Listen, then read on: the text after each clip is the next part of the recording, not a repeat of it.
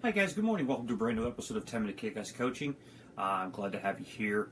I appreciate your time. Unfortunately, I wasn't able to bring a brand new episode to you yesterday, so here I am today.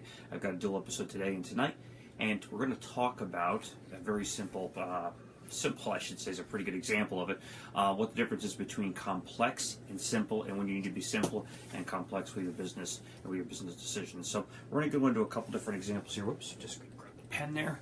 A big example of making something simple is your procedures. Procedures need to be easy to follow, easy to implement, easy to recognize, and easy to work within. Your procedures are very simple when it comes to how to get a task done. In the military, they call them SOPs, or standing operating procedures. And that really can save the person's life, the soldier's life, other soldiers' lives, other people around them. So they're very, very important to follow, very, very important to do. In a company, having a company procedure, a company culture of having great procedure and simple procedures to follow is is crucial. When you make them complex, where people are questioning until going to the other person and going, hey, what do I do? What's this? What's that? I don't understand it. It's just too much, too complex. Then it becomes an issue. So you have to make sure your procedures are simple to follow, simple to implement, and simple to be as part of your business plan, part of your company itself. Something that's complex could be marketing. Now, some would say marketing should be simple to do because it's very tough to implement. But marketing, just like service, which is something else I'm going to get into, are things that you want to have more complex. You want to have them layered. So let's just picture marketing itself. Marketing needs to be multiple layered. So you need to make sure when you're developing marketing, you have campaigns. It's not just a one and done.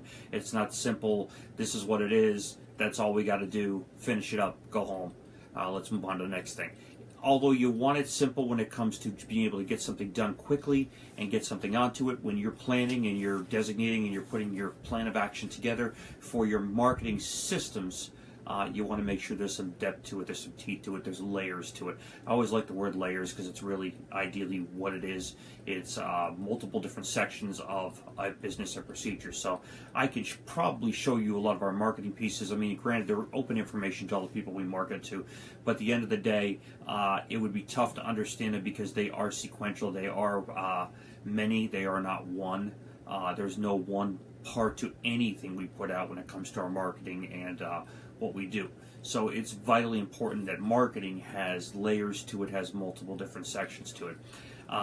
Again, whether it's direct mail, whether it's SEO, whatever it is.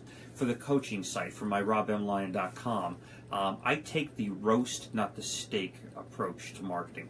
And what that means is if you're a steak, you're looking to get in there very quickly and make an impact and hope that the sizzle keeps on going like the steak is, and you're going to continue to grow your business, and that's how it's going to be. Or the roast, which sits there longer term, takes a lot longer to get going, takes a lot longer for people to recognize, but at the end of the day, when it does start to be recognized, people start coming to you left and right. And that's kind of where I am in my business right now, is I took the roast approach. So I started really hammering very heavy on these 10-minute episodes back at the end of November, maybe middle of November, whatever it was. I think it was closer to the end of November.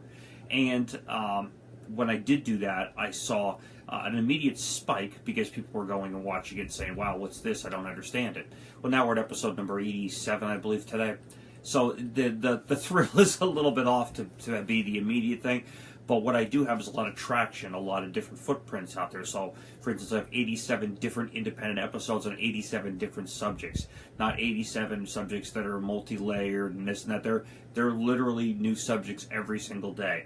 Not easy to come up with. Takes a lot of planning. At some point, you've got to repeat them because there's only so many subjects you can go over.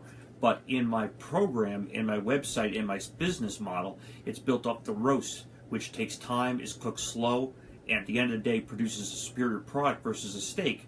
And if you have a great prime rib, ever you know that the great prime rib usually will outdo any steak you could ever have on the planet. It just takes a lot longer to get there.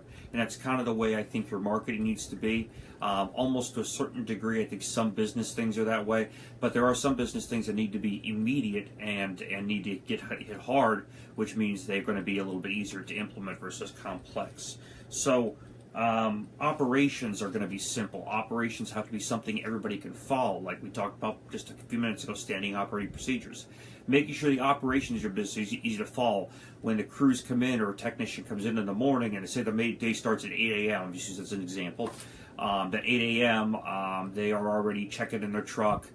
They'd be talking to a couple other coworkers, whatever, but they're going through the process of getting their truck checked in, getting everything checked, the fluids checked on the truck, making sure that all the equipment are on the truck, and making sure that they have everything they need for the day. If they've got a load list, that the load list has been filled, and they're heading out to the job site, and they have everything they need to have. If you don't have those things in place, at 8:15, you're still going to be standing around in circles drinking coffee and not getting anything done. And that's why you have to have those things in place. But they have to be very simple to follow. If they're complex, people have confusion. What do I do here? Going to the other person. Hey, I don't understand this. What is this? I don't understand this. I thought we did it this way last time. If it's complex, there's no way they're going to be able to follow the procedures and operations put in place. So they need to make sure those things are simple to follow, simple to implement. I hate to say a little bit of a parody there, but simple to implement would be the easiest way to describe it. Making sure that those operations things are followed to the letter of the law. If they have different lines and you're going down the line, each thing is being followed and, of course, checked off, whatever that happens to be. So operations need to be simple. They need to be followed under the very simple process of keep it simple, stupid. Business plans need to be simple, but they can also be complex, and we'll get into that a little bit more. Business plans, you're going to draw your original business plan up, which is going to have layers to it.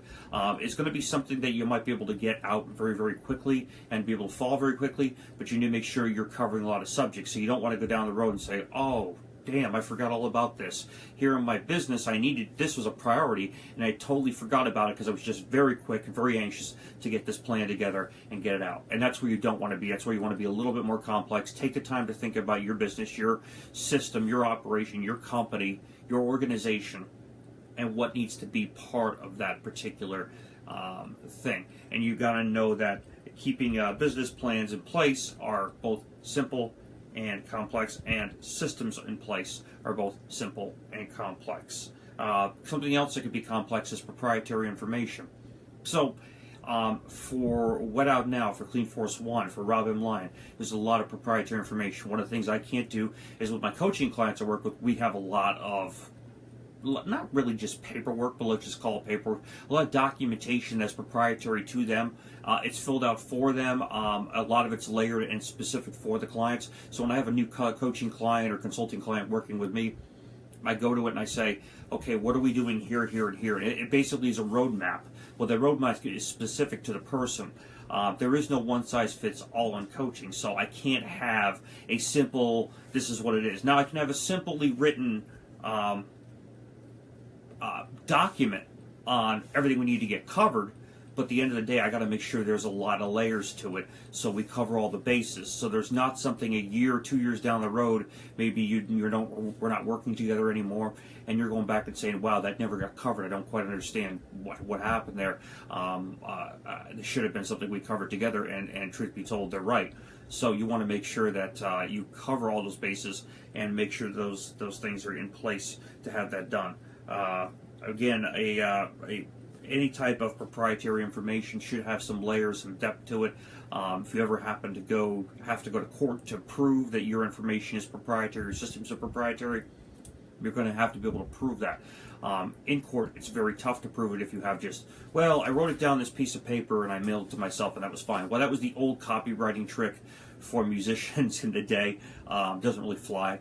At that point today, they're going to look at it and say, well, listen, you got to be a little bit more involved in that. It can't just be that simple. So your proprietary information should be something like the business plan, which is spelled out in great length and great detail. So that has essentially some teeth to it that can be a long-term situation. So I'm going to go back over this really, really quick. We've got about another minute of the episode. Simple versus complex. Procedures should be simple.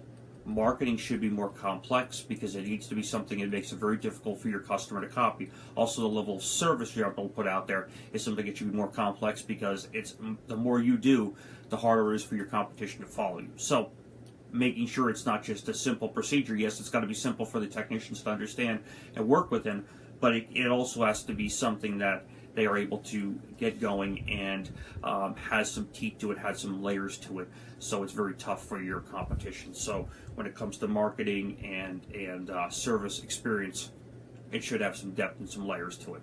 There's no question about that. Operations should be simple.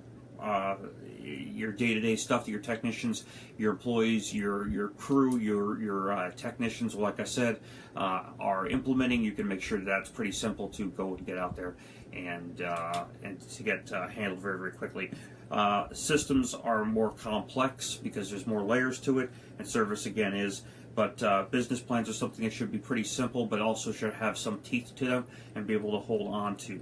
Hopefully that explains a little bit between simple and complex. What you can do is take your own notepad and write down all the things. Sorry, my penmanship is lousy. What is simple? What are things that have to get accomplished in your business, day to day, week to week, month to month, year to year? So write all those down, take a look at it, and then put them on a priority of one lane, I should say, or one section that is simple, and one section is complex. And see which ones go into both, see which ones go into each other, and then you can prioritize what becomes the most important thing to you in your operation. So thank you so much for joining me today. I'm going to have another episode coming out tonight, but this episode is about when things don't need to be simple, when things need to be simple, when they need to be complex, and how you can organize and do this little exercise yourself just to write down. Again, write down all of the things that you can think of that affect your business day to day, month to month, week to week, whatever the case is, and then put them in a priority in the section of simple or complex.